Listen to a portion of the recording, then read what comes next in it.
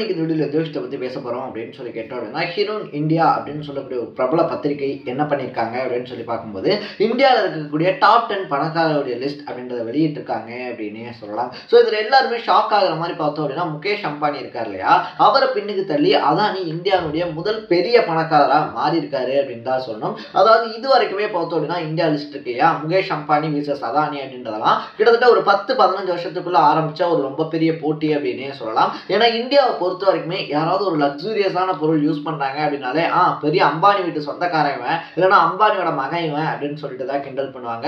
உலக பணக்காரர்கள் எப்படி வந்து பில்கேட்ஸ் இருந்தாரோ அதே மாதிரி பார்த்தோம்னா இந்தியாவை பொறுத்த வரைக்குமே அம்பானி குரூப்ஸ் அப்படின்றது இருக்கு இல்லையா, அம்பானி குடும்பம் அப்படின்றது தான் ரொம்ப பெரிய குடும்பமா இருந்தாங்க. ஸோ அந்த அம்பானி குடும்பத்தை பீட் பண்ணி அதானி பார்த்தோம் அப்படின்னா முதலிடத்துக்கு போயிருக்கிறது அப்படின்றது பொருளாதார நிபுணர்கள் மத்தியில் புருவத்தை உயர்த்த வச்சிருக்கு.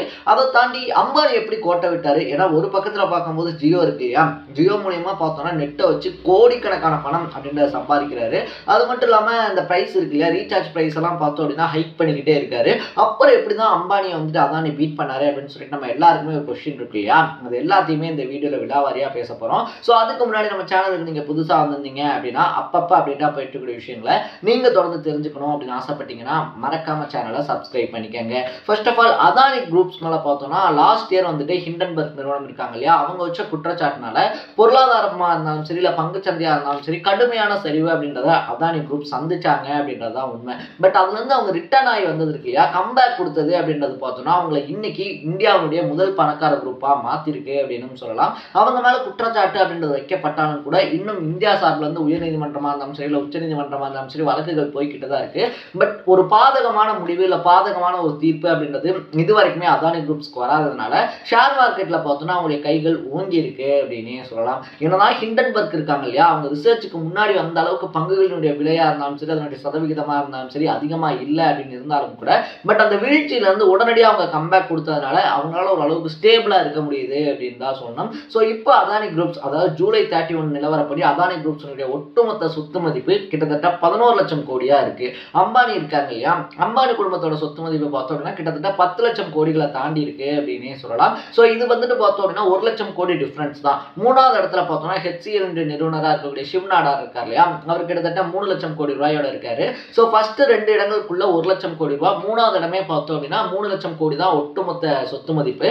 அதனால இந்த போட்டி எந்த அளவுக்கு இருக்கு அப்படின்றத நம்மளால புரிஞ்சுக்க முடியும். சரி, இதை தாண்டி அம்பானி எந்த இடத்துல கோட்டை விட்டாரு அப்படின்றது இருக்கு இல்லையா, இதே ஹிரோன் இந்தியா அப்படின்னு சொல்லக்கூடிய பத்திரிகை பார்த்தோம்னா 2000 வருஷத்துல இருந்தே இந்தியாவுடைய பணக்காரர்கள் பட்டியல் அப்படின்றத வெளியிட்டு இருக்கு. ஸோ ஹிரோன் இந்தியா 2020 வெளியிடும் போது முகேஷ் அம்பானி தான் தொடர்ந்து முதலிடத்துல இருந்தாரு.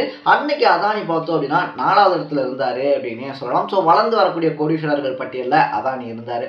அதுக்கப்புறமா பார்த்தோம் அப்படின்னா 2021, 22, 23 இப்படிலாம் வரும்போது 3வது 2வது அப்படி இப்படின்னு மாறி இப்போ பார்த்தோம் அப்படின்னா இந்தியாவுடைய முதல் பணக்காரராகவே ஆயிருக்காரு அப்படின்னே சொல்லலாம். ஸோ இதுக்கு ரொம்ப முக்கியமான காரணம் என்ன அப்படின்னு சொல்லி கேட்டோம்னா எல்லாருக்குமே தெரிஞ்சிருக்கக்கூடிய பொலிட்டிக்கல் சப்போர்ட் அப்படின்றது இருக்கு இல்லையா, அதை அம்பானியோட கம்பேர் பண்ணும்போது அதானிக்கு அதிகமா இருக்கு அப்படின்னு சொல்றாங்க. என்னதான் பிசினஸ் மேனா இருந்தாலும் கூட அதானிக்காக இப்ப இருக்கக்கூடிய ஆளுங்கட்சிகள் இருக்காங்க இல்லையா, அவங்க பண்ணக்கூடிய சப்போர்ட்டா இருந்தாலும் சரி இல்ல அவங்க பண்ணக்கூடிய ஃபேவரிசமா இருந்தாலும் சரி தொடர்ந்து விமர்சிக்கப்பட்டுக்கிட்டே தான் இருக்கு. இன்னும் சொல்ல போனோம்னா ஹிண்டன்பர்க்கினுடைய குற்றச்சாட்டு இருக்கு இல்லையா, அதனால சிபிஐ ஒரு மேல முறையா புகார் எடுக்கல. அந்த சிபிஐ அமைப்பினுடைய தலைவராக இருக்கக்கூடியவங்களே பார்த்தோம்னா அதானி குரூப்ஸ்ல ஒரு ஷேர் ஹோல்டரா இருக்காங்க அப்படின்னு சொல்லிட்டு ரீசெண்டா ஹிண்டன்பர்க் ஒரு அறிக்கை அப்படின்றத வெளியிட்டு ரொம்ப பெரிய பரபரப்பு அப்படின்றத கிளப்பியிருந்தாங்க அப்படின்னு சொல்லலாம். ஸோ இதனால பார்த்தோம் அப்படின்னா அதானி வந்துட்டு அவ்வளோ ஈஸியான அடிச்சுட்டு முன்ன வருது அப்படின்றது அம்பானி இருக்கார் இல்லையா, அவருக்கு அவ்வளோ ஈஸியான வேலையாகவும் இருக்காது அப்படின்னு சொல்றாங்க. என்னப்பா அப்போ வந்துட்டு இருக்கக்கூடிய கவர்மெண்ட் அதானிக்கு மட்டும்தான் இது பண்ணுமா, அம்பானிக்கு சப்போர்ட் பண்ணாதா அப்படின்னு சொல்லி கேட்டோம்னா 2ல் 1 அப்படின்றதான் யாரா இருந்தாலுமே பார்க்கக்கூடிய ஒரு விஷயமா இருக்கும். அம்பானிக்கும் சப்போர்ட் பண்ணி அதானிக்கும் சப்போர்ட் பண்ணா அங்க இருக்கக்கூடிய டிஃபரன்ஸே ஒன்றும் இல்லாம போயிடும் இல்லையா. ஸோ கவர்மெண்ட்டுக்கு யார் அதிகமாக ஃபேவரிசம் பண்றாங்களோ அவங்களுக்கு அதிகப்படியான ஃபேவரிசம் அப்படின்றது போய் சேரும் அப்படின்றதான் சென்ட்ரல் பாலிடிக்ஸா இருந்தாலும் சரி ஸ்டேட் பாலிடிக்ஸா இருந்தாலும் சரி எழுதப்பட்டிருக்கக்கூடிய ஒரு விதியாவே ஃபாலோ பண்ணப்பட்டுக்கிட்டு இருக்கு. அப்பார்ட் ஃப்ரம் தட் இதை தாண்டி பார்க்கும்போது பார்த்தோம்னா கடந்த 5 வருஷங்கள் இருக்கு இல்லையா, 2020 இருந்து ஹிரோன் இந்தியா அப்படின்ற பத்திரிகையினுடைய நிலவரப்படி 2020 இருந்து 24 இந்த 5 வருஷ கேப்குள்ள மட்டும் அதானியினுடைய சொத்து மதிப்பு அப்படின்றது பார்த்தோம்னா 8.3% இன்க்ரீஸ் ஆயிருக்கு அப்படின்னே சொல்லலாம். அதாவது லாஸ்ட் இயரோட கம்பேர் பண்ணும்போது பார்த்தோம் அப்படின்னா கிட்டத்தட்ட ஒரு 95% 25% அதிகமாகவே சம்பாரிச்சிருக்காரு. இந்த ஆண்டு அறிக்கை இருக்கு இல்லையா, இந்த ஆண்டுக்கான கோடீஸ்வரர்கள் பட்டியல் இதே மாதிரி லாஸ்ட் இயரோட கம்பேர் பண்ணும்போது லாஸ்ட் இயர் கோடீஸ்வரர் பட்டியல் எடுத்து பார்த்தோம்னா அதுல இருந்து 95% அதானி அதிகமா இன்கம் ஈட்டிருக்காரு அப்படின்னு சொல்லலாம். ஸோ இவர் 8.3% இருக்காரு இல்லையா. பட் அம்பானி பார்த்தோம் அப்படின்னா இந்த 5 வருஷத்துல வெறும் 1.5% தான் அவருடைய இன்கம் அப்படின்றத எக்ஸ்டெண்ட் பண்ணியிருக்காரு. ஸோ இவங்க 2 பேத்துக்குள்ள இருக்கக்கூடிய இந்த டிஸ்டன்ஸ், இந்த டிஃபரன்ஸ் அப்படின்றதான் பார்த்தோம்னா அவங்கள யார் முதல்ல யார் செகண்ட் அப்படின்னு சொல்லக்கூடிய அந்த இடத்த தீர்மானிக்குது அப்படின்னு சொல்றாங்க. அது மட்டும் இல்லாம அம்பானி குரூப்ஸை பொறுத்த வரைக்குமே பார்த்தோம்னா அவங்க இத்தனை நாள் வந்துட்டு நம்பர் 1 பிளேஸ்ல இருந்துட்டு ஸ்போர்ட்ஸா இருந்தாலும் சரி, ஐபிஎல்ல மும்பை டீமை வாங்குறதா இருந்தாலும் சரி, இல்ல ஜியோவா இருந்தாலும் சரி, இந்த மாதிரி எக்கச்சக்கமான விஷயங்கள் அப்படின்றத வெளியில தெரியுற மாதிரி இன்வெஸ்ட் பண்ணியிருக்காங்க அப்படின்னே சொல்லலாம். பட் அதானி குரூப்பை பொறுத்த வரைக்குமே பார்த்தோம் அப்படின்னா நம்ம அன்றாடம் யூஸ் பண்ணக்கூடிய ப்ராடக்ட்ஸ்ல இருந்து எல்லாத்துலயுமே இன்வெஸ்ட் பண்ணியிருக்காங்க. பட் அதுல அதானி குரூப் தான் இன்வெஸ்ட் பண்ணியிருக்காங்க அப்படின்றது பெருசா வெளி இடத்துல பார்த்தோம்னா விளம்பரப்படுத்தப்படாததா இருக்கு. இல்ல நம்மள மாதிரி பலருக்கு பார்த்தோம் அப்படின்னா அந்த பாலிடிக்ஸ் சார்ந்தவங்களா இருந்தாலும் சரி, இல்லைன்னா அந்த பொருளாதாரம் சம்பந்தப்பட்டவங்களா இருந்தாலும் சரி, அவங்க எல்லாருக்குமே அதானி என்னென்ன பண்ணிக்கிட்டு இருக்காரு அப்படின்றது தெரியும். இல்ல டெய்லி அப்டேட்ஸ் பேசுறவங்களுக்கா இருந்தாலும் சரி, ஏன்னா அதானி பவர்ஸ் இருக்கு, அதை தாண்டி அதானி கிரீன் ஷேர் இருக்கு, அந்த மாதிரி எக்கச்சக்கமான விஷயங்கள் இருக்கு அப்படின்னே சொல்லலாம். ஸோ இது எல்லாத்துலயுமே பார்த்தோம் அப்படின்னா அடுத்த 10 வருஷத்துல என்னென்ன தேவையோ சிஎன்ஜி மாதிரியான விஷயங்கள் இருக்கு இல்லையா, அந்த மாதிரி எக்கச்சக்கமான விஷயங்கள்ல பார்த்தோம்னா அதானி அவருடைய இன்புட் அப்படின்றத போட்டு வச்சிருக்கிறதுனால கண்டிப்பா அடுத்த ஒரு 5-10 வருஷங்களுக்கு அம்பானி குரூப்ஸ் வந்துட்டு எப்படி தவிர்க்க முடியாத தடுக்கிறதுக்கு ஆளே இல்லாம ஒரு காலகட்டத்தில் ஓகோன்னு இருந்தாங்களோ அதே மாதிரி அதானி குரூப்ஸும் அடுத்த 10 வருஷத்துக்கு கண்டிப்பா இந்திய பணக்காரர்கள் பட்டியலா இருந்தாலும் சரி, இல்லை உலக பணக்காரர்கள் பட்டியலா இருந்தாலும் சரி, குறிப்பிடத்தக்க இடத்துல ஒரு பங்கு அப்படின்றத வச்சிருப்பாங்க அப்படின்னு சொல்லப்படுது. ஸோ அடுத்தடுத்துமே பார்த்தோம் அப்படின்னா அதானி இருக்கார் இல்லையா, அவருடைய தொழில் அப்படின்றத விரிவுபடுத்துறதுக்கான நோக்கங்கள் அப்படின்றது பார்க்கப்பட்டுக்கிட்டு இருக்கு.